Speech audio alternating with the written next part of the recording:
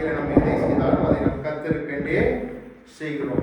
உணர்வோடு நாம் அதை செய்யும் பொழுது தேவன் நம் நடுவிலே பெரியவராயிருக்கிறார், பெரிய காரியங்களை செய்வதற்கு வல்லவராயிருக்கிறார். ஆகவே மீண்டுமாய் நாம் விட்டதை நாம் தொடங்கி சபையிலே தொடர்ந்துமாய் செய்யும்படியே தேவன் நமக்கு கிருபை தருவார். ஏன்னால் நீண்ட நாட்களாய் 2 பேர் ஆராதிக்கிறது இல்லை, ஒரு ஆள் தான் ஆராதித்துக் கொண்டு ஆராதனை வழி நடத்தி கொண்டது. இனி வரும் நாட்களில் இருந்து இனி சகோதரனும் இணைந்து கொள்ள போறபடினால் தேவன் நம்மை இன்னொரு பரிமாணத்துக்குள்ளே நடத்த விரும்புகிறார். நீங்க எவ்வளவுக்கு ஒப்பு கொடுக்குறீங்களோ, எவ்வளவுக்கு தேவனோட உங்களை இணைத்துக் கொள்றீங்களோ, அவ்வளவுக்கு தேவன் உங்களை கொண்டு பெரிய காரியங்களை செய்யலாம். அதுதான் தேவனுடைய அநாதி தீர்மானம். அதை நீங்க ஒரு நாளும் மறக்கக்கூடாது. அப்போ தேவன் உங்கள் யாவரையும் நேசிக்கிறபடினால் உங்கள் யாவரையும் தேவன் ஆசீர்வதிக்கவே அவருடைய சமூகத்துக்கு அழைத்து வருகிறார். இந்த நாளிலும் தேவனுடைய வார்த்தைக்குள்ளாய் நாம் கடந்து செல்ல போறோம். ஆகவே நாம் வளமையாக ஜெபிப்பது போல ஒரு விஷயம், நம் தலைகளை தாண்டி நம்மை ஒப்புக் கொடுப்போம். நன்றி அப்பா, இந்த வார்த்தைகள் ஒவ்வொன்றும் ஜீவன் உள்ளது, சத்தியமானது. தேவனே, நீர் பிள்ளைகளுக்கு சத்தியத்தை கொடுக்கிறீர், அதை உணவாய் கொடுக்கிறீர். அதை கேட்டு ஆண்டவரே, எங்கள் உள்ளங்கள் உமக்குள்ளே திடப்படட்டும், எங்கள் இல்லங்கள் திடப்படட்டும், எங்கள் பிள்ளைகள் திடப்படட்டும், எங்கள் சபை திடப்படட்டும். தேவனே, எங்கள் மத்தியிலே வார்த்தைகளை அருளுகிறவருடைய தயவுக்காக நன்றி சொல்லி எங்களை ஆயத்தப்படுத்தினவர் தோம் சமூகத்தில் எங்களை தாழ்த்தி ஒப்புக் கொடுக்கிறோம். தேவரில் பேசுவீராக உமது அடியார்கள் கேட்டு அப்பா நாங்கள் அதன்படி செய்வதற்கு ஏற்ற இருதயத்தை எங்களுக்கு தான் இயேசுவின் நாமத்தில் வேண்டிக் கொள்கிறோம் தகப்பனே, ஆமென். அப்போ இதனாலும் ஒரு விசேஷித்தமான ஒரு காரியத்தை நாம் கற்றுக்கொள்ள போகிறோம். அதற்கு சாராம்சமாய் சில காரியங்களை நான் உங்களுக்கு சொல்லி விடுகிறேன். என்றால் நான் உங்களுக்கு கடந்த ஆண்டு சொன்னது எனக்கு நல்ல ஞாபகம். இத்தாலி தேசத்துக்காக நீங்க அதிகமாக ஜெபிக்கணும் என்று நான் உங்களுக்கு சொன்னேன். அப்போ அதற்குரிய காரியங்கள் இந்த ஆண்டின் தொடக்கத்திலே தேவன் காண்பிக்க தொடங்கிட்டார். இது சாதாரணமானது. ஆனால் இனி வரப்போகிற காலங்கள் மிகவும் கொடிய காலங்களுக்குள்ளே நானும் நீங்களும் கடந்து போகிறோம். எப்படிப்பட்ட காலம் என்று சொன்னால், ஒரு இருளான காலம் என்று, இருட்டான ஒரு காலத்துக்குள்ளே இந்த உலகம் போய்கொண்டிருக்கு. அப்போ மிகவும் இருள் சூழ்ந்து கொண்டிருக்குது. அப்போ நாம் அந்த காலத்திலே எப்படி செயல்படணும், தன்னுடைய சபை எப்படி இருக்கணும். அப்போ தேவன் அதற்காக அவர் நடப்பித்த அவருடைய கிரியைகள் என்ன, தேவன் நம்மிடத்திலே என்னத்தை எதிர்பார்க்கிறார், நாம் எப்படி செயல்படணும், அதை வேதம் நமக்கு எப்படி அவருடைய வார்த்தை ஆவியான நமக்கு எப்படி கற்றுக் கொடுக்கிறார், அதைத்தான் நாம் இந்த நாட்களிலே பார்க்க போகிறோம். மிகவும் அவசியமான ஒரு காரியத்தை ஆண்டவர் பேசினபடியினால் உங்கள் மத்தியிலே அதை சொல்லும்படியே என்றால், இன்னைக்கு எல்லா அதிகமான சபைகள் நீங்க பார்த்தீங்கன்னு சொன்னா ஆண்டவரை விட தங்களை பெரிதாய் காண்பிக்கிறார். தங்களை பெரிதாய் காண்பிக்கிறது மாத்திரம் அல்ல, தேவனை கனவீனப்படுத்துகிறோம் என்று அறியாமல் கனவீனப்படுத்திக் கொண்டிருக்கிறார். அப்போ இது ஒரு இருட்டான காலம். சபைகளுக்குள்ளும் ஒரு இருளை சத்துரு கொண்டு வந்து கொண்டிருக்கிறார். அப்போ தேவன் நமக்கு தெளிவுபடுத்த விரும்புகிறார். இந்த நாளை பாருங்க, நம்ம ஆண்டவருடைய சிலுவையின் மேன்மையை குறித்து எந்த பிரசங்கமும் எதுவும் நம்மை கர்த்தரோடு இணைக்கணுமே அல்லாமல், எதுவும் நம்மை ஊழியத்தோடு ஊழியக்காரோடு இணைக்கக்கூடாது. அப்படி இணைத்தால் அது சரியான ஊழியம் அல்ல. தேவன் எதிர்பார்க்கிறது, ஊழியக்காரனை எதற்கு இந்த பூமியிலே அவர் வைக்கிறார் என்று சொன்னார், தன் ஜனத்தை தம் அண்டையிலே நடத்த. நல்ல மெய்ப்பன் அதைத்தான் செய்தார். தம் பிதா அண்டையிலே தம் மந்தைகளை நடத்தி சென்றார். இப்போ அவர் அந்த பொறுப்பை தம் பிள்ளைகளாய் நம்மை தெரிந்து நம்மிடத்துல கொடுத்திருக்கிறார். அப்போ நாம் அவர் அண்டையில் தான் அவருடைய மந்தைகளை நடத்த, அவர் அண்டையில தான் நாம் கிட்டி நெருங்கி சேரணும். அதற்கு ஒரு வழிகாட்டியாய், ஒரு வழி நடத்துகிறவனாய் தேவன் நம்மை தெரிந்து கொண்டால் அது அவருடைய கிருபை. அந்த மேன்மையெல்லாம் கிறிஸ்து ஒருவருக்கு மாத்திரமே. இதை நாம் நன்றாய் புரிந்து கொள்ளணும். அப்போ இந்த நாளிலும் தீத்து 3வது அதிகாரம் அங்கிருந்துதான் நம்முடைய வேத தியானிப்புகளாய் நாம் கடந்து செல்ல போறோம். ஆகவே 5, 6, 7 இந்த 3 வசனங்களை வாசிங்க. 5லிருந்து 7 வரைக்கும் வாசிங்க. 296 பக்கம் புதிய ஏற்பாடு, தீத்து 3வது அதிகாரம்.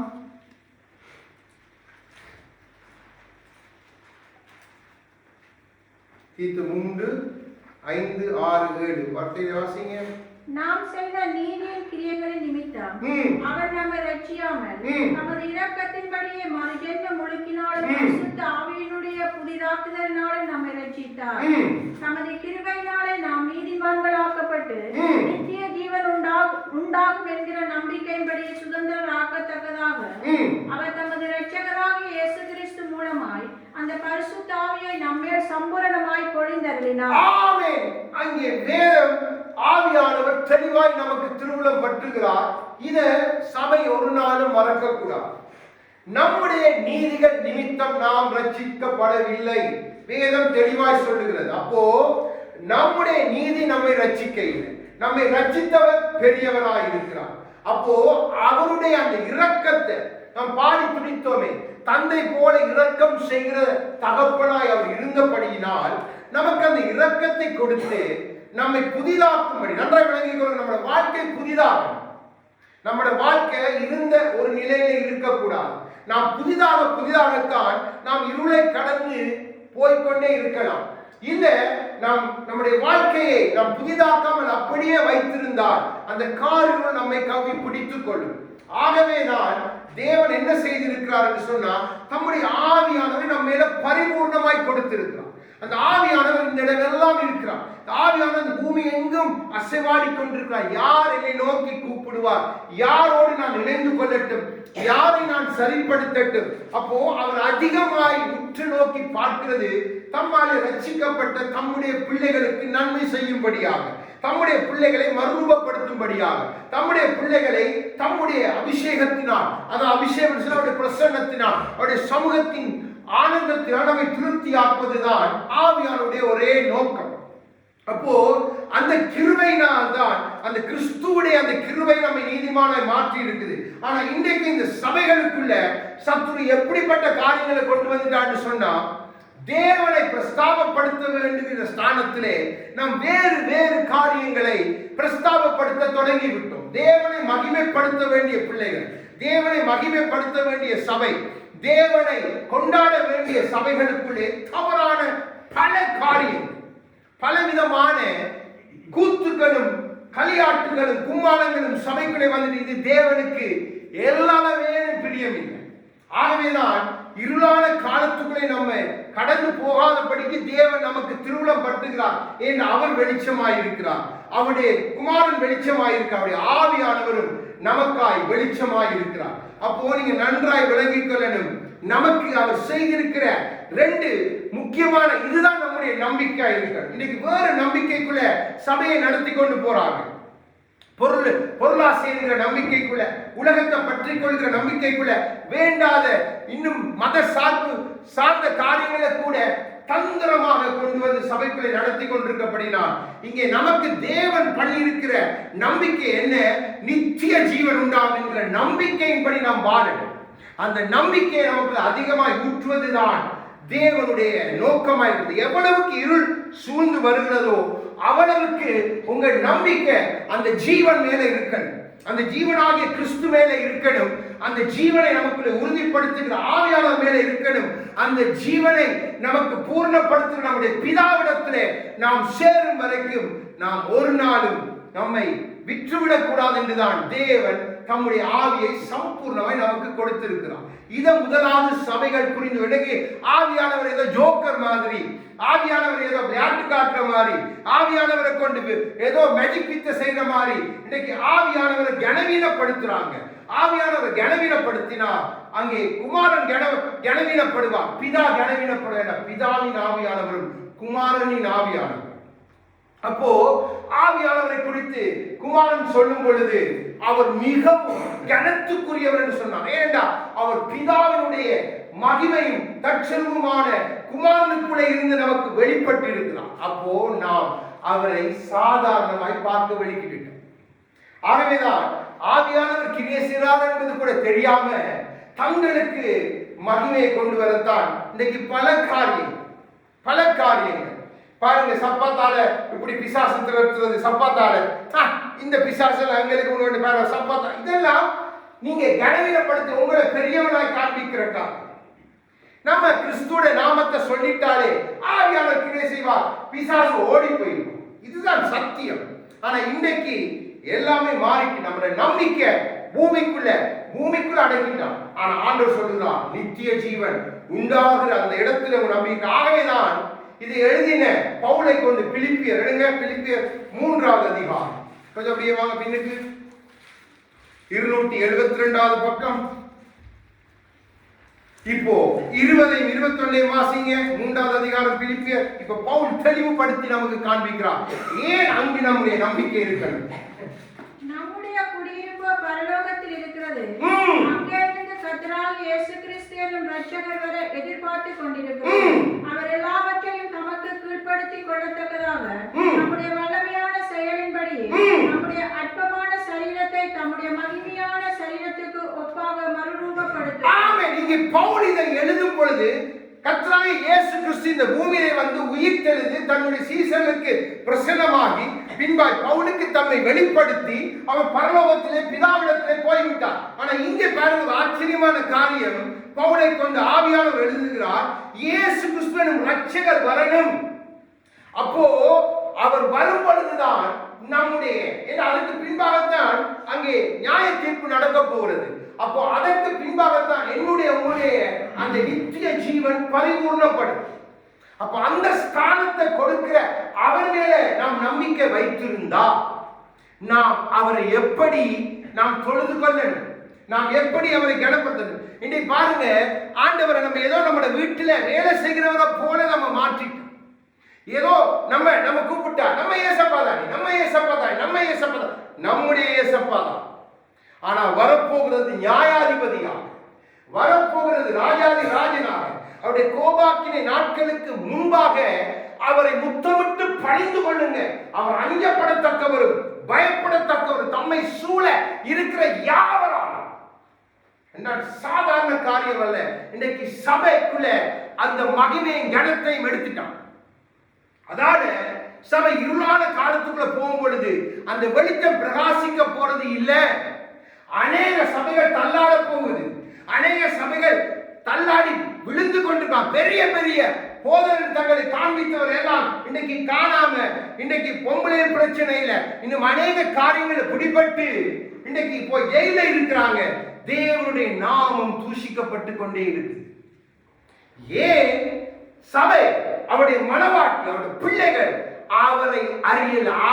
அவரே தம்முடைய நீதியை கொண்டு நம்மை ரட்சித்திருக்கிறார். அதை நாம் அறியணும்.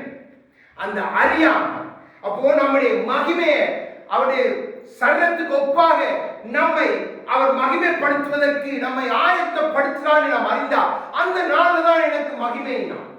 இந்த பூமியை நான் வாழும் பொழுது ஒருவரை பாரபட்சம் இல்லாமல் நியாயம் தீர்க்கிறவரை நாம் தொழுது கொள்கிறோம் என்ற உணர்வு கூட சபைகளுக்குள்ளே இல்லை. சபைக்கு ஏனோ தானோ என்று வருங்க. சபைக்கு நம்ம 5 நிமிஷத்துக்கு முதல் வரலாம், 2 நிமிஷத்துக்கு வரலாம், இல்ல ஆராதனை முடிஞ்ச பிறகு வரலாம். இப்படி சபைக்கு நீங்க பார்க்கலாம், அநேக காரியங்களை பார்க்கலாம். ஊழியர்களுடைய தாகம், உண்மையா தேவனை நேசிக்கிற ஊழியருடைய தாகம் விளங்குறது இல்லை. அப்போ இன்னைக்கு பல காரியங்களை இன்னைக்கு ஊழியத்துக்கு விரோதமாய் பல காரியங்களை சத்துரு சபைக்குள்ள இருந்து எழுப்பிக் கொண்டிருக்கான். ஏனென்றால் இன்றைக்கு எல்லாருடைய விசுவாசிக்கப்பட்டவர்கள் ஊழியம் செய்ய என்ன நினைக்கிறாங்க? என் நீதி என்ன ரட்சித்தது, நான் நீதிமான் பாருங்க, அதனால ரட்சிக்கப்பட்ட உணர்வை சத்துரு தந்திரமா பூத்திட்டான். ஆகவேதான் நம்முடைய கண்கள் எல்லாம் குருடாய் போயிட்டு. அப்போ நமக்கு தெரியல. அங்கே 2வது வசனத்திலே அழகாய் சொல்ற அற்பமான சரீரம். நம்முடைய சரீரம் நீங்க என்னதான் அலங்கரித்து என்னதான் வைத்தாலும் அது வயது போக போக போக தொய்ந்துதான். என்னதான் நீங்க 6 பேக்ஸ் போட்டாலும் 8 பேக்ஸ் போட்டாலும் எல்லாம் வயசு போக போக போயிடும். நீங்க பார்க்கலாம், அந்த 6 பேக்ஸ் 8 பேக்ஸ் போட்டாங்க இப்ப கிட்டத்தட்ட எத்தனையோ பேர் மறிச்சு போயிட்டாங்க. அப்போ வேத நமக்கு நம்முடைய சரீரத்தை குறித்து சொல்றது அற்பமான சரீரம். அத மகிமையின் சரீரமாய் மறுரூபப்படுத்துறதுக்கு வல்லவர் யாரு? நம் ஆவியானவர், நம்முடைய இயேசு கிறிஸ்து, நம் பிதாவாகிய தேவன். அப்போ இப்படிப்பட்ட தேவனை நாம் கனவீனப்படுத்துகிறோம் என்பதை கூட சபைகள் புரியாத படிக்கு சபைகள் தள்ளாடி போய் நிற்கிறது. சபைகள் தங்க இஷ்டம், தங்க காரியம், தங்களுடைய காரியங்களை கொண்டு பெரிதாய் பேசி பெரிதாய் காண்பிக்கிறாங்க. நாங்க இவ்வளவு பேரை நாங்க சுகமாக்கினோம். நீங்க ஒரு மனிதனை கூட சுகமாக்க முடியாது. அந்த ஆவியானவரும் அந்த கிறிஸ்துவும் உனக்குள்ள இல்லைன்னு சொல்றாங்க. என்ன வைத்து நான் சொல்லுகிறேன், இப்ப ஒரு மனிதனுக்கு ஜெபிக்கும் போது சுகமான அந்த மகிமை எனக்கு இல்லை. நான் அதை கணக்கிலே வைக்க கூடாது. எங்கேயும் பவுல் எழுதி வைக்கல. நான் 12,000 பேரை இந்த வரை சுகமாக்கி, அடுத்த வருஷம் 13,000 பேரை நான் சுகமாக்கி, இயேசு கிறிஸ்துவே அப்படி எழுதி வைக்க இல்லை. இன்னைக்கு ஊழியரை மகிமைப்படுத்தும்படி எழுதி வைத்து வாசிக்கிறாங்க. ரெக்கார்டு தேவையில்லை. ஒரே ஒரு காரியம் தான், பரலோகம் கணக்கு வைத்திருக்குது. நீ கர்த்தரை மகிமைப்படுத்திட்டு நீ போய்கொண்டு, அப்பதான் இருள், அதான் சொன்ன, இருள் சூழ்ந்து கொண்டே இருக்கு, தெரியல. ஆனா இன்னைக்கு நான் பெரிய லைட் எல்லாம் போட்டு, இந்த இடத்துல நம்ம லைட்ஸ் எல்லாம் போட்டு நம்ம வெளிச்சத்தில் இருக்க நினைக்கிறோம், நல்லது.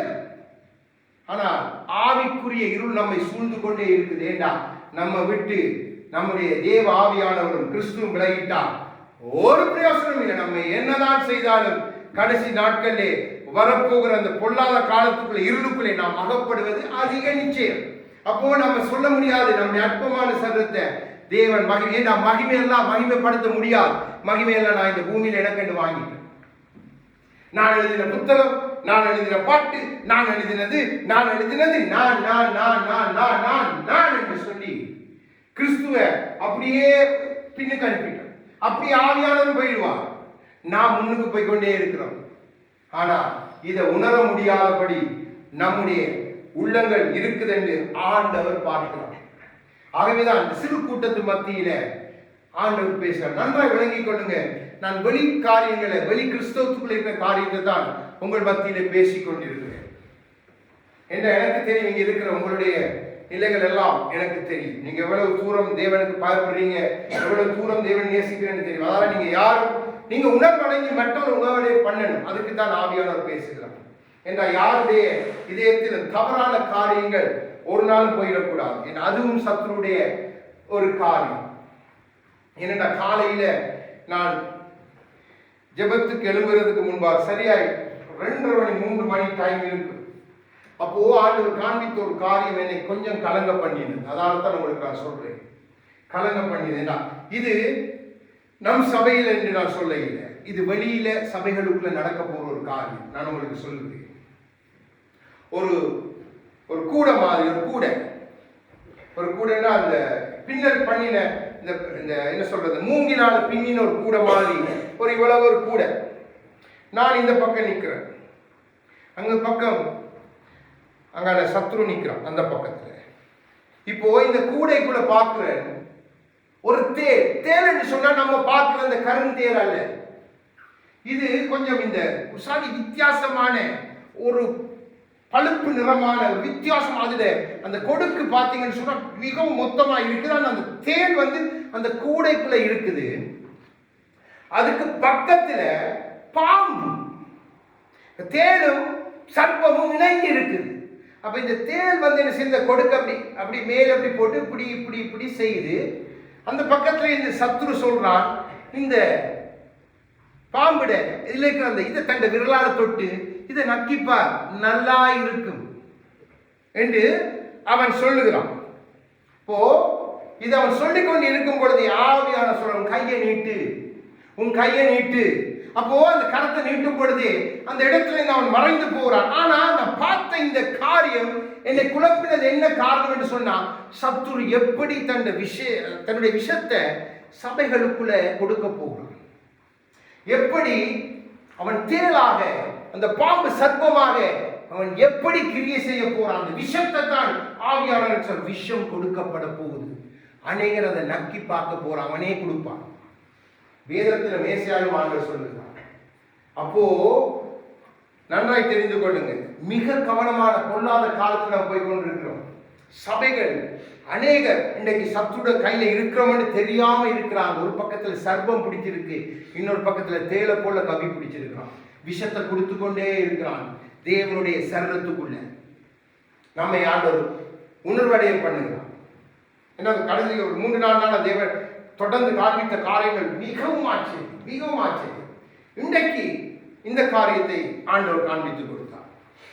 இதை உங்கள் மத்தியில் சொல்லணும் என்று ஆவியானவரின் இதயத்தை அதில் இருந்த அந்த மனிதன் நீங்க பார்த்தீங்கன்னு சொன்னா பெரிய ஜாயிண்ட் மேன் மாதிரி ஒரு பொல்லா அந்த கூடைக்கு பக்கத்து சத்துரு இருக்கான ஒரு பெரிய ஒரு அந்த ராட்சசன் மாதிரி பெரிய பலவான் மாதிரி. ஆனால் எனக்கு கிட்ட வரையில் அவன் அங்கே நிற்கிறான். நின்றுட்டு இதை கொஞ்சம் வேணும்னு சொன்னால் இதைத்தான் சபைகளுக்குள்ள கொடுக்க போறான். ஆவியான சொன்ன இதை கொடுக்க போறான், இதை அநேகர் உண்ணுவாங்க. அப்போ அவன் தன்னை பலவானாய் காண்பித்து சபைகளை அவன் முழு பலத்தோடு பலவான முந்தி கட்டுங்கன்னு அதான் ஆண்டு சொன்னான், எழுதிட்டான். ஸோ இந்த ஆண்டு மிக கவனம். அநேகர் இருளானதுக்குள்ள போகிறான். தேவன் நம்மை வெளியில கொண்டு வரத்தான் நம் நடுவில் பேசிக் கொண்டிருக்கிறான். ஆகவேதான் எபேசியர் நமக்கு தெரிந்த வார்த்தை எடுங்க. எபேசியர் 5வது அதிகாரம், கொஞ்சம் அப்படியே பின்னுக்கு வாங்க. இப்போ தேவன் நம்ம என்ன செய்யணும் என்பதை காண்பித்து கொடுக்க போறார். 15 16 வாசிங்க. 268வது பக்கம் நமக்கு தெரிந்ததுதான். ஆனபடியினாலே நீங்கள் ஞானமற்றவர்களைப் போல நடவாமல் ஞானமுள்ளவர்களைப் போல கவனமாய் நடந்து கொள்ள பார்த்து நாட்கள் பொல்லாதவைகளானதால் காலத்தை பிரயோஜனப்படுத்திக் கொள்ளுங்கள். ஆமென். இதைத்தான் ஆவியானவர் சொன்னார். நீங்க ஞானமற்றவர்கள் போல் நடக்க கூடாது. ஏனென்றால் நான் பரிபூர்ணமாய் கொடுக்கப்பட்டிருக்கிறேன், நீங்க ஞானம் உள்ளவர்களாய் நடக்கும்படியா. அப்போ ஆண்டவர் நம்மை ஆவியானவருடைய பார்வைக்கு நேராய், அவருடைய கருத்துக்கு நேராய் நான் இந்த ஆண்டவரை சொன்னேன், நம்மை இணைக்க விரும்புகிறார். அப்போ தேவன் நம்மை திருப்புகிறார் அவருடைய ஞானத்துக்குள்ளே. அந்த ஞானத்தை நாம் பெற்றுக்கொள்ளணும். ஆவியான அந்த ஞானம் நம்ம மேல அபிஷேகமாய் வரணும். இன்னைக்கு நாம் அதற்காகத்தான் ஆண்டவரை பாடி நாம் துதிக்க போறோம் இந்த பிரசங்கம் முடிந்த பின். அப்போ அந்த ஞானம் மிக மிக மிக முக்கியம். ஏனென்றால் இது தேவ ஆவியினால் நமக்கு கொடுக்கப்படுகிற ஞானம். இது இந்த காலத்திலே நம்மை தப்புவிக்கும், இந்த இருளிலே இருந்து நம்மை வெளியிலே கொண்டு வரும். நாட்கள் பொல்லாதாய் காணப்படும் பொழுதே இந்த ஞானமாகிய ஆவியானவர் நமக்குள்ளே சொல்லுவார், இது பொல்லாத காலம், இப்போ இதை விட்டு நீ விலகிடு, இது வேண்டாத வீண் வார்த்தைகள் இதுக்குள்ள போயிடாத, இது வேண்டாத சம்பாஷணை போயிடாத, இதுதான் உன் வழி, உனக்கு கொடுத்ததை நிலைத்திருந்து உனக்கு கொடுத்ததில்லை நீ சரியாய் நடந்து நம்மை அந்த ஞானம் நடத்தும். என்ன வரப்போகிற நாட்கள் சபைக்கு மிக மிக மிகவும் ஒரு பொல்லாத காலம். என்ன இன்னைக்கு சபைகளுக்கு நிறைய தாறுமாறு கேட்கிற பிரசங்கம் கூட நீங்க 5 நிமிஷம் கேட்டு பாருங்க, பிறகு பார்த்தா மோட்டிவேஷனல் ஸ்பீச். இப்போ நம்ம மோட்டிவேட் பண்றது தேவையில்லை, நமக்கு வேண்டியது இந்த வார்த்தைகளை எல்லாம் தேவன் கொடுத்துட்டான். நான் உங்களை மோட்டிவேட் பண்றேன், நான் உங்களை எதுக்கு நேராக உற்சாகப்படுத்தணும் என்றா தேவ வார்த்தைக்கு நேராக. நான் சும்மா வார்த்தை எடுத்து உங்களுக்கு அடிச்சு விடுறது உங்களை உற்சாகப்படுத்தும், ஆனா நீங்க இங்க இருந்து போனோடனே புஷ் பண்ணி போயிடுவீங்க. அதுக்கு மாறாக இந்த வார்த்தைகளை கொடுத்து அந்த ஆவியானுடைய ஞானம் உங்களை பிடிச்சிட்டேன்னு சொன்னா, அப்போ நீங்க எந்த காலத்திலும் எந்த சூழ்நிலையிலும் நீங்க நேரா நடந்துட்டே போவீங்க. ஆவியானவங்களை நேர்வழியில் நடத்துவான். ஆகவேதான் தாவீது சொல்லுறான், எல்லாரும் காட்டிலும் ஞானம் வேண்டாம், அவன் மேல ஆவியானவர் தங்கி இருந்தான். அப்போ அவனை சுற்றி வந்த எல்லா இருளான காலத்துக்கு அவன் தப்பி அவன் அரசாண்டு கர்த்தருக்குள்ளே தன் முதிர் வயதிலே நிம்மதி. எத்தனையோ யுத்த காலத்தை பார்த்தவன். இந்த ஞானம் மட்டும் அவனுக்குள்ள இல்லாம, இந்த ஆவி இந்த ஞானம் கொடுக்கப்படாது இருந்திருந்தால் தாவீதால சங்கீதங்களை வசனித்திருக்கவே முடியாது. அப்போ தேவன் நமக்கு அந்த ஞானத்தை கொடுக்கவில்லை. இது மிக முக்கியம் இந்த காலத்தில். இது மிக மிக அவசியம் சபைக்கு, இது மிக மிக அவசியம் தேவ பிள்ளைகளுக்கு. இது பரத்திலிருந்து நமக்கு கொடுக்கிற ஞானம். இந்த ஞானம் தான் உங்களை தப்புவிக்கும். நீதிமொழிகள் 24:14 எடுங்க. அங்கே ஒரு வசனம் இருக்கிறது. இந்த ஞானத்தை குறித்த மிகவும் முக்கியமான ஒரு காரியம். எதற்கு இந்த ஞானத்தை தேவன் நமக்கு கொடுக்க விரும்புகிறார் பாருங்க. 14 வாசிங்க. 784வது பக்கம். அப்படியே ஞானத்தை அறிந்து கொள்வது உன் ஆத்துமாவுக்கு இன்பமாயிருக்கும், அதை பெற்றுக்கொண்டால் அது முடிவில் உதவும், நம்பிக்கை வீண் போகாது. ஆமென். பவுல் சொல்லுங்க, உங்க நம்பிக்கை அங்க, உங்க நம்பிக்கை ஜீவனுக்கு நேராக, உங்க குடியிருப்பு அங்க. அவர் வந்து உங்களை மறுரூபப்படுத்தார். அப்போ உங்க ஆத்துமாவை இன்பமாக்குகிற ஞானத்தை ஆவியானவர் கொடுக்கின்ற உங்க ஆத்துமா அங்க கழிவுறணும், அந்த இன்பத்துக்குள்ள போகணும் என்றால் நம்மை தேவன் ஆயத்தப்படுத்துங்க. வருக மிக மிக மிகவும் சமீபித்து வந்து கொண்டே இருக்கு. காலம் இனி செல்லாம். அப்போ ஆவியானவருக்கு ஒரே வைராக்கிய வாங்கிய மனவாட்டி எப்படியாவது கிறிஸ்துவோட சேர்த்துறாங்க. இன்னைக்கு வேண்டாத கதைகள் அடிச்சு விடுறாங்க, வேண்டாத நிறைய நீங்க பார்க்கலாம். கேட்கும் பொழுது உண்மையா துக்கம், கண்ணீர் வருது. தனியாக இருந்தால் ஜெபிக்கலாம். என்றால் நம்ம ஊழியங்களை குறித்து பேசினாலும் அது தேவனுடைய நாமத்துக்கு அது ஏதோ நம்ம ஏதோ தவறாய் செய்கிறோமோ என்று கூட ஒரு பயம் இருக்குது. ஆனாலும் ஆவியானவர் சொல்ல இல்லை, இதை சொல்லிக் கொடு, இதை பிள்ளைகளுக்கு சொல்லிக் கொடுன்னு சொல்லிக் கொடுக்கத்தான் வேணும். ஏண்டா அப்பதான் நீங்க சரியா புரிஞ்சு கொள்வீங்க, எந்த பக்கத்துல போறன்றதை நீங்க புரிஞ்சு கொள்ளணும். அதுக்கு தான் தேவன் சொல்லுகிறார், அந்த ஞானத்தை நாம் அறிந்து கொள்ள. அப்படியே கிறிஸ்து நமக்கு வாக்கு பண்ணின அந்த பரலோக குடியிருப்பு இந்த ஞானத்தோடு தான் பவுல் ஓடினார். அதனாலதான் இந்த ஞானத்தோடு தான் சீசர்கள் ஓடினாங்க. இந்த ஞானத்தை அவங்க விட்டுக் கொடுக்கவே இல்லை. ஆவியானவர் அன்று இறங்கி அப்போஸ்தலர்கள் இறங்கி வந்த பொழுதே அந்த ஞானம் அவர்களை நிறைத்தது. அதாவது மறுதளித்த பேதுரு கூட பின்பாய் பாருங்க, கிறிஸ்துவ எங்கேயுமே மறுதளிக்க அவன் அது கிறிஸ்து எடுத்துக் கொள்ளப்பட்ட பின் பேதுரு செய்த ஊழியம் சவால். ஜெயில போட்டால் நின்று நீங்க யோசிச்சு பாருங்க, எவ்வளவு தூரம் அந்த ஞானம் அவனுக்கு கிரிசை ஆவேசம் படி பயப்படாது. ஏன்னா உன்னை குறித்து நேரம் இருக்குது. அதுதான் நான் பவுலும் சொல்லுகிறான், என் டைம் இன்னும் வர இல்லை. அப்போ இந்த ஞானம் நமக்கு மிக அவசியம். அதான் இந்த ஆவியானவர் அவரை நம்ம கேட்டு நம்மோடு வச்சுக்கொள்ளும் ஞானத்தின் ஆவியா. அப்பதான் நம்ம இந்த காலத்துல தப்ப முடியும். அப்போ ஆண்டவர் நமக்கு கொடுக்கிற ஆலோசனைகளை பார்ப்போம். 3 காரியங்கள் மிக முக்கியம். நான் உங்களுக்கு காண்பித்துக் கொடுக்கிறேன் வசனத்தின் ஊடாக, அதை நீங்க பிடிச்சுக் கொள்ளணும். அப்போ நீதிமொழிகள் 9வது அதிகாரம் வாங்க.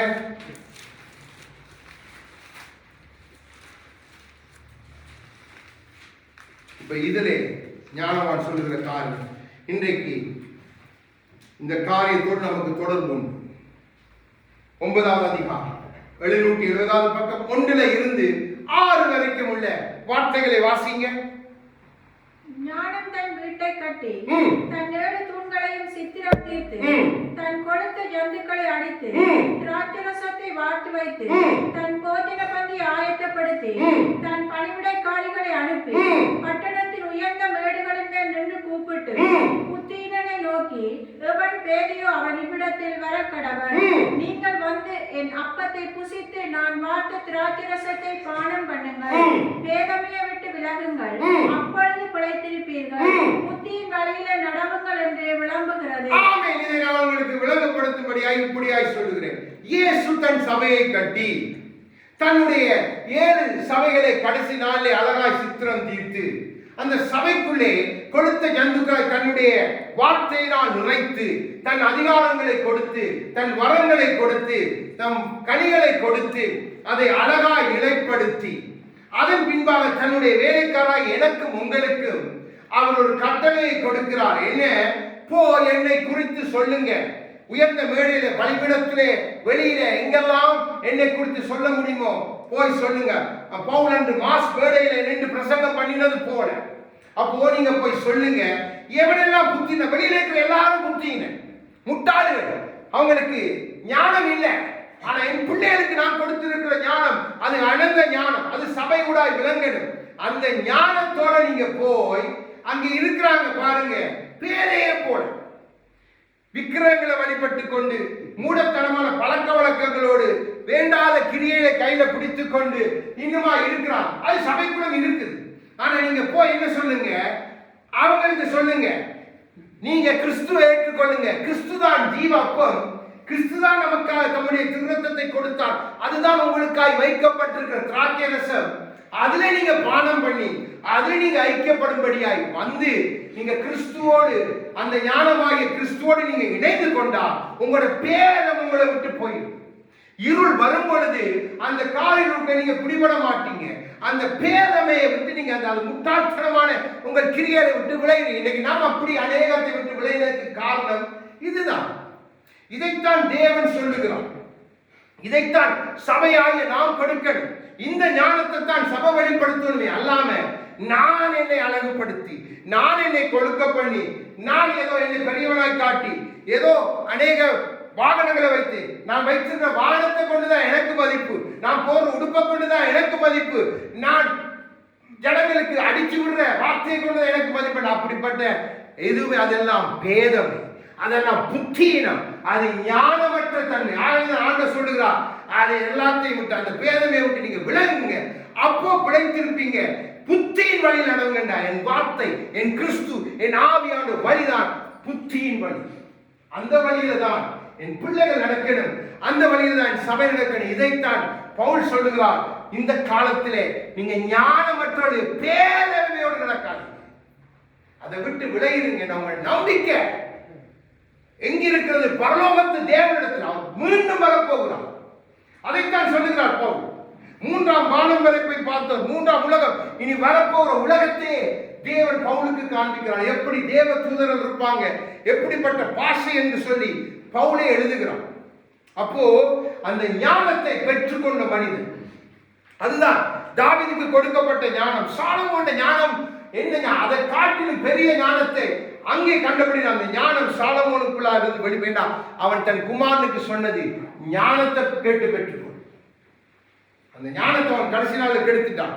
ஆனா தாவீதோ தனக்கு கொடுக்கப்பட்ட ஞானத்தை அப்படியே பிடித்துக்கணும். ஆவியான வாயிலிருந்து சிலுவை குறித்த மேன்மையான காரியங்கள், கிறிஸ்துவை குறித்த மேன்மையான காரியங்கள், தீர்க்க தரிசனமா எழுதப்பட்ட வார்த்தை நமக்கு எல்லாமே இங்க கொடுக்கப்பட்டு இருக்குது. நமக்கு இன்னொரு தீர்க்க தரிசனம் தேவையில்லை, நமக்கு இன்னொரு வெளிப்பாடு தேவையில்லை. நமக்கு இதுக்குள்ளே இருந்து வரணும், இதுக்குள்ளே இருந்து வரணும். கிறிஸ்துவண்டை நம்மை சேர்க்கும்படியா, அதான் முக்கியம். இன்றைக்கு வேற வேற காரியங்கள் நமக்கு தெரியும். இன்றைக்கு மீனை போய் ஆத்துல பிடிச்சி நம்ம சாப்பிட்றதால ஒண்ணு நடக்க போறீங்க. மீனை விற்கிறாங்க, அதால ஒண்ணு நடக்க போறீங்க. பெண்ணை விற்கிறாங்க, அதால அதை நம்பி நீங்க வாங்கிட்டு போறீங்க. உங்களோட விசுவாசத்தை ஆண்டவர் பார்க்கிறார். அப்போ சில நேரத்துல தேவன், ஐயோ இந்த பிள்ளை பேரையா முட்டாளா இருக்கிறானே என்று போட்டு தேவன், சரி இவனுடைய விசுவாசம் என் மேல இருக்கபடினால வாய்க்கப்பட ஒன்று ரெண்டு அப்படி தேவன் அனுமதிப்பான். யோசிச்சு பாருங்க, மிச்சம் 99 எங்க போகும்? பேதமைக்குள்ள போயிடும். அதான் சொன்னேன், சபை பேதமைக்குள்ள, அதான் இருட்டு, அதான் சத்துருக்கள் உங்களை முட்டாளாக்கினேன். உங்களை முட்டாளாக்கி உங்களை உலகத்தை காண்பித்து கொண்டு போயிடணும். ஆண்டு சொன்னதை விட்டு விலகு, அது வேணாம். ஆதியில இதைத்தான் சில பேர் வார்த்தையோட காண்பித்து கொடுக்குற ஆண்டு கொடுத்த அதே கட்டளை. இப்போ நீதிமொழிகள் 7ஆம் அதிகாரமாக கொஞ்சம் பின்னுக்கு 3 காரியத்தை நாம் நம்முடைய வாழ்க்கையில கடைபிடிக்கணும், சபை கடைபிடிக்கணும். அதுதான் நம்மை பிதா குமாரன் பரிசுத்த ஆவியோடு நம்மை இணைத்து வைக்கும். 7ஆவது அதிகாரம் 1 இருந்து வாசிங்க 3 வரைக்கும்.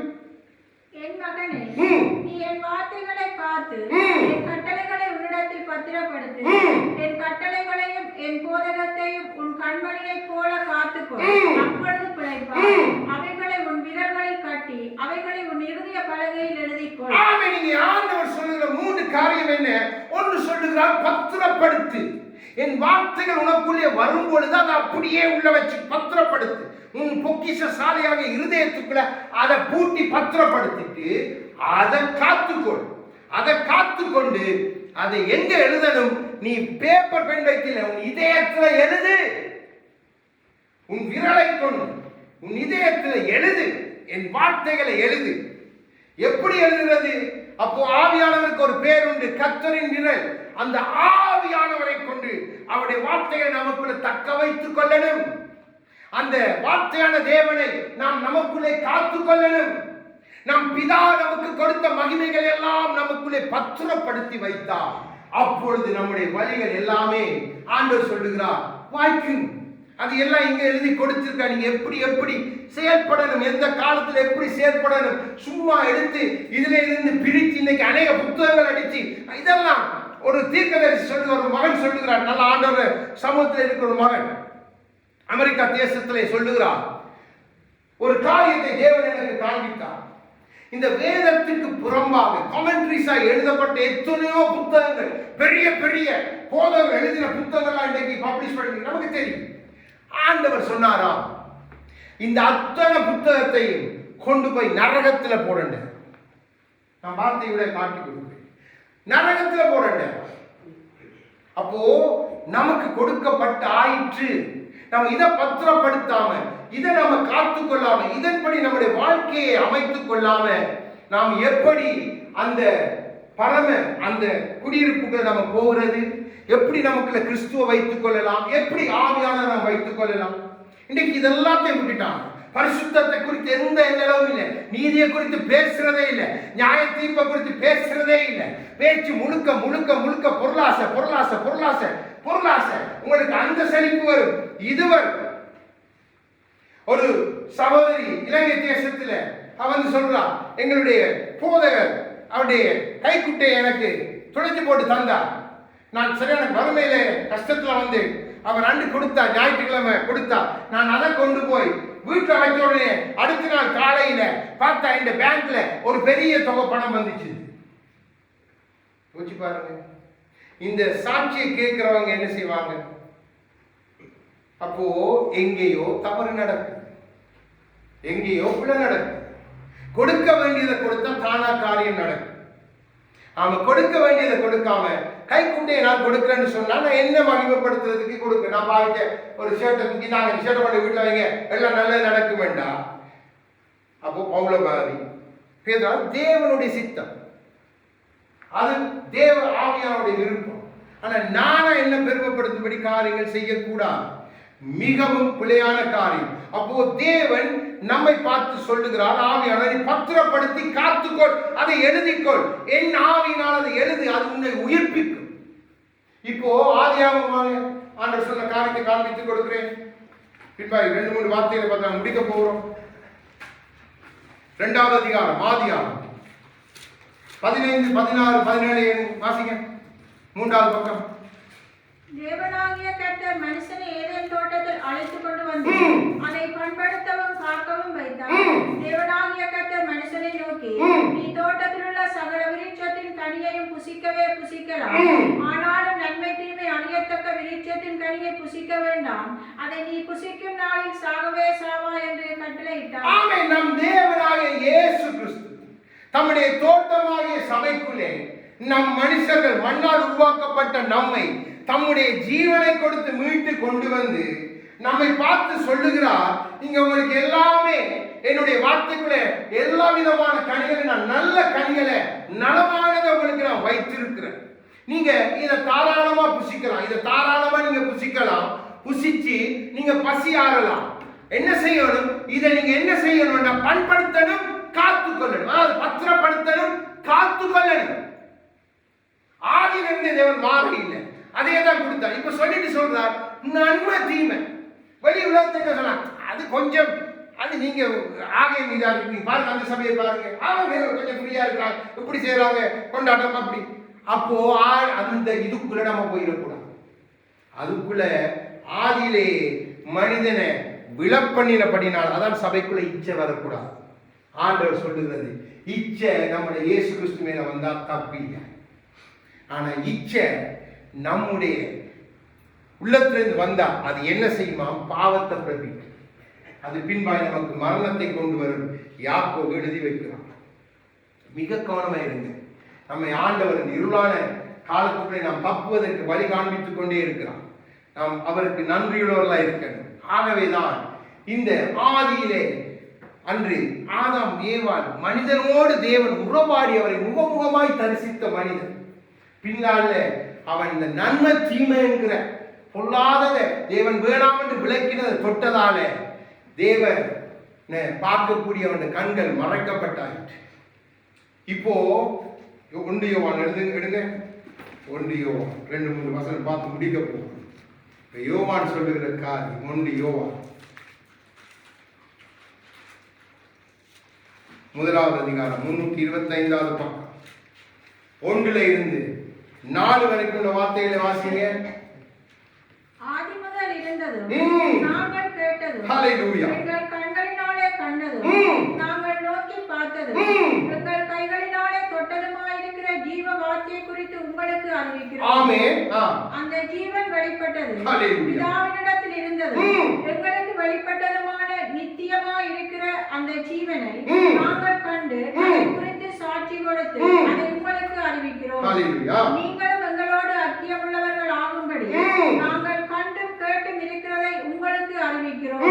எங்களுடைய ஐக்கியம் பிதாவோடும் அவருடைய குமாரனாக இயேசு கிறிஸ்துவோடும் இருக்கிறது.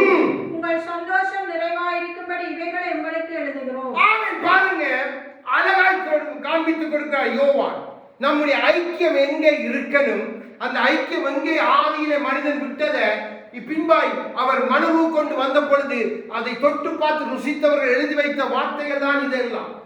இதை நம்ம பார்த்து தொட்டு முத்தமிட்டு விசுவாசிக்கும் பொழுது நம்முடைய ஐக்கியம் அவருக்கு நேராக போயிடும். அப்போ இந்த வார்த்தையை நாம் எங்கே வைக்கிறோம்? நாம் பத்திரப்படுத்துகிறோம், நாம் காத்துக் கொள்ளுகிறோம், நம்ம இதயத்தில் ஆவினால் எழுதி கொள்ளுகிறோம்.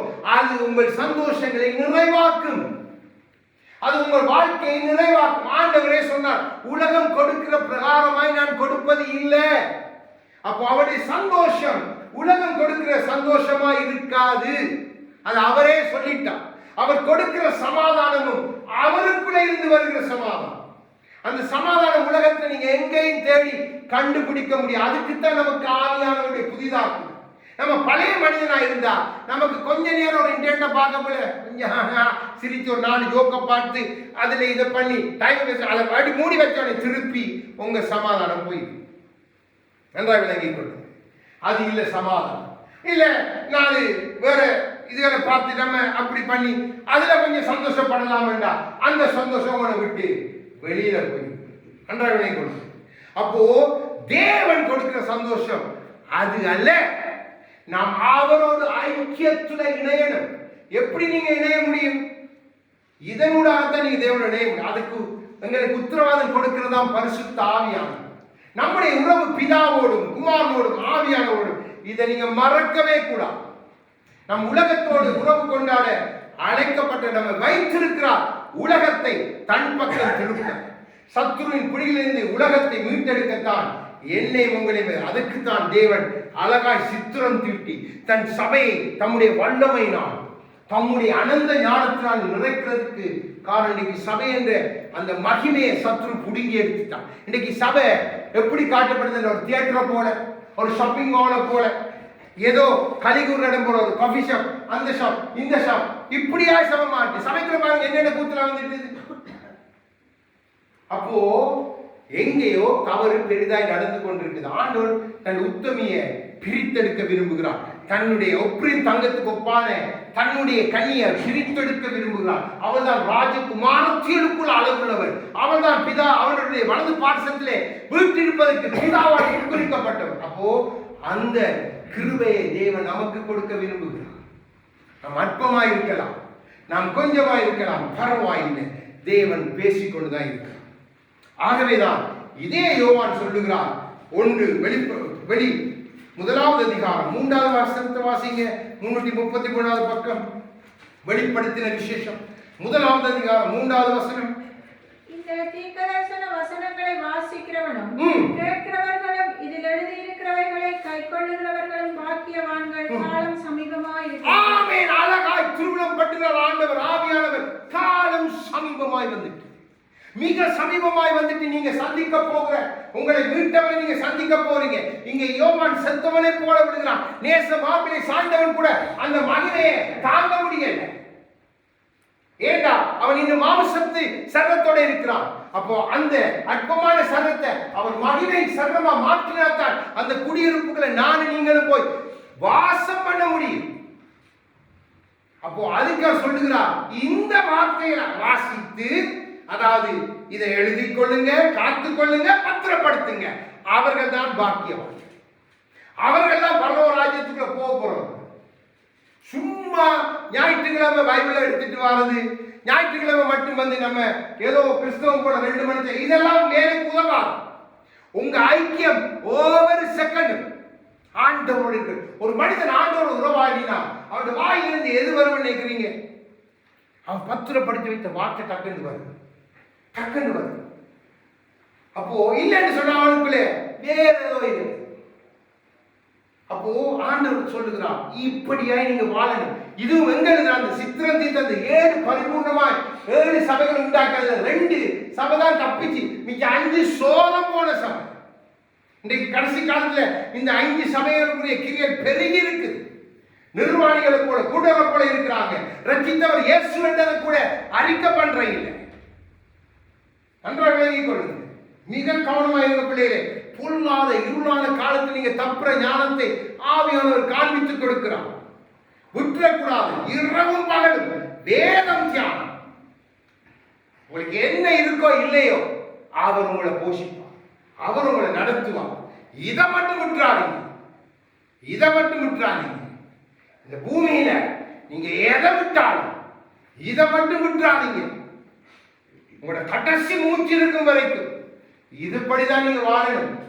இதுதான் உங்களை கொண்டு அங்க சேர்க்கும். வேற எதுவும் உங்களை சேர்க்காது. நான் சும்மா அடிச்சு விடுற வார்த்தைகள் உங்களை கொண்டு போய் சேர்க்காது. நான் என் ஆவியில இருந்து பேசுறேன், என் ஆத்மாவில இருந்து பேசுறேன். அது உங்களை நிச்சயமாய் ரட்சிக்கும், அது நிச்சயமாய் ரட்சிக்கும். அதுதான் பவுல் சொல்லுது, உண்மை சத்தியத்தை பேசுங்க, சத்தியம் தான் ரட்சிக்கும். ஆண்டவரே சொன்ன சத்தியத்தை அறிவீர்கள், சத்தியம் விடுதலையாகும். அப்போ நம்மை அறியாம பல கட்டுகள், பல காரியங்களை பிடித்து வைத்திருக்கு. தேவன் நம்ம இன்றைக்கு அதிலிருந்து விடுதலை ஆக்கி அந்த ஞானத்தை, அந்த பிரகாசமான கண்களை நமக்கு காண்பிப்பாராக. இன்னொரு வசனத்தை பார்த்து முடிக்க போகிற வெளிப்படுத்துற அதே அதிகார கடைசியில் ஆண்டவர் சொல்லுகிற காரியம், கடைசியில் சொல்லுகிற காரியம் எடுங்க. 355வது பக்கம் 18-19 வாசிங்க. இந்த புஸ்தகத்தில் உள்ள தீர்க்கதரிசன வசனங்களை கேட்கிற யாவருக்கும் அல்லேலூயா நான் சாட்சியாக எச்சரிக்கிறதாவது, ஆமென். ஒருவன் இவைகளோடு எதையாகிலும் கூட்டினால் இந்த புஸ்தகத்தில் எழுதியிருக்கிற வாதைகளை தேவன் அவன் மேல் கூட்டுவார். அல்லேலூயா. ஒருவன் இந்த தீர்க்கதரிசன புஸ்தகத்தின் வசனங்களுக்கு எதையாகிலும் எடுத்து போட்டால் ஜீவ புஸ்தகத்திலிருந்தும் பரிசுத்த நகரத்திலிருந்தும் இந்த புஸ்தகத்தில் எழுதப்பட்டவர்களிலிருந்தும் அவனுடைய பங்கை தேவன் எடுத்து போட்டார். ஆமென், ஆமென். இதைத்தான் அங்கே தேவன் காண்பித்தார். எதை நம்ம மாற்ற முடியாது. பாருங்க, 153 வார்த்தை எடுத்து இதெல்லாம் ஆண்டவர் சொன்னது செழிப்பின் உபதேசம் சொன்னா என் பேரை ஆண்டவர் கிறுக்கி போடுவார். நான் சொல்ல இல்லை, ஆண்டவரை சொல்லுகிறார். பரிசுத்த நகரத்தில் உனக்கு பங்கே இல்லை. நீ போப்பது அசுத்தமான அக்கினி என்கிற அந்த கந்தகத்தில் எரிகிற அந்த நகரத்துக்கு. ஆண்டவர் சொல்ற இந்த வசனத்தை நீங்க கேட்கிறீங்க, இப்போ சாட்சியா எச்சரிக்கிறார் ஆவியார். நீங்க எல்லாம் கேட்டீங்க, இதனோட நீங்க ஒன்றையும் கூட்டி எல்லாம் குறைக்கலாம். அது கொஞ்சம் அப்படி இருக்கு. இதெல்லாம் சத்தியமான வார்த்தை. தேவன் நம்மோடு பேசினா கடைசி நாள்ல முதல்ல இங்க இருந்து துவங்குவார், எல்லாட்டையும் கேட்பார். இந்த நாள்ல இந்த வார்த்தையை கேட்ட அத்தனை இடத்திலும் கேட்பார், தப்ப முடியாது. அப்போ இதன் படிதான் நம்ம வாழணும் என்றது தேவ விருப்பம், தேவ சத்தியம். அப்போ தேவன் நமக்கு ஒரு நம்பிக்கையை கொடுக்கிறார். தேவன் தம்முடைய ஞானத்தினாலே நம் தப்பும்படியே நம்முடைய ஆத்மாவை இன்பத்தினாலே நிறைக்கும்படியாக தேவன் பேசிக் கொண்டிருக்கிறார். அப்போ தேவன் நம்முடைய பங்கை எடுத்து போட முடியாதபடிக்கு நாம் வாழணும் என்றால் இந்த வார்த்தைகள் அப்படியே நாம் கை கொள்ள வேண்டும். இந்த வார்த்தையில் நமக்கு கொடுக்கப்பட்ட ஆலோசனைப்படி நம்ம வாழணும். எந்த சூழ்நிலையிலும் நமக்கு எதிராக என்ன காரியம் வந்தாலும் நாம் அந்த பொறுமையோடு நிதானத்தோடு வாழ்ந்து காரியங்களை செய்யும் பொழுதுதான் தேவனோடு நாம் பங்கடைய முடியும். அதுதான் ஞானம் உள்ளவர்களாய் நடக்கிறது. ஞானம் மற்றவர் பாருங்க, தேவையில்லாத காரியங்களை பேசுவாங்க, தேவையில்லாத எதிர்த்து நிற்பாங்க, எதுக்கு எதிர்த்து நிற்கிறேன்னு சொல்லி கூட தெரியாது. அப்போ இன்றைக்கு பல காரியங்கள், அன்றைக்கும் இயேசு கிறிஸ்துக்கு விரோதமாய் 2 கூட்டத்தார் பரிசேயர் சதுசேயர் எழும்பி அங்கே இயேசுக்கு விரோதமாய் பேசினார். பின்பு பவுலுக்கு விரோதமாய், அங்கே பின்பா யோவான் பேதுருக்கு விரோதமாய். இதெல்லாம் செய்தது வெளியில இருந்து யாரும் இல்லை. அப்போ இன்றைக்கு அந்த காரியங்கள் சபைக்குள்ள பெரிதாயிடும். நானும் நீங்களும் தப்பணும். அப்போ ஒரே வழிதான், அந்த இருள இருந்து நம்ம தப்பு வைக்கிற, அந்த பொல்லாத காலத்திலிருந்து நம்மை தப்பு வைக்கிற ஆவியானவர் நாம் கேட்டு பெற்றுக்கொள்ள போகிறோம். நம்ம கேட்டு அவரை உறுதியாய் பற்றிக் கொள்ள போகிறோம். இந்த ஞானம் நமக்குள்ள கொடுக்கப்பட்டால் மாத்திரம்தான் நம்முடைய ஆத்மா இன்பத்துக்குள்ளே பிரவேசிக்க முடியும். அது எல்லாமே அவருடைய வார்த்தைக்குள்ள இருக்குது. அந்த வார்த்தையானவர் நமக்குள்ள வரணும். அந்த வார்த்தையான கிறிஸ்துவின் ஆவியானவர் நம்மிலே வாசம் பண்ணணும். நாம் அதை காத்துக்கொள்ளணும், நாம் பத்திரப்படுத்தணும். அதை அனுதினமும் எழுதி ஆவினால் எழுதி எழுதி உறுதிப்படுத்தணும். அப்போ நம்முடைய வாழ்க்கை அவருக்குள்ளே சிறக்கும். நாமும் நல்ல இடத்திலே போய் கடைசி நாளே குடியேறும். இன்னைக்கு நமக்கு பல நன்மையான காரியங்கள் நம்ம இந்த பூமியில தேடி வைக்கிறோம். அதையெல்லாம் விட மேன்மையான ஒரு இடத்துக்கு நம்மை தேவன் ஆயத்தப்படுத்துகிறார். அவரே நம்மை ரட்சித்தவர், அவரே நமக்கு நம்பிக்கை கொடுக்கிறார், அவரே தம் ஆவியை கொண்டு நம்மை புதிதாக்குகிறார். அவருடைய சமூகத்தில் உற்சாகமாக இருந்து அவரை பாடி நாம்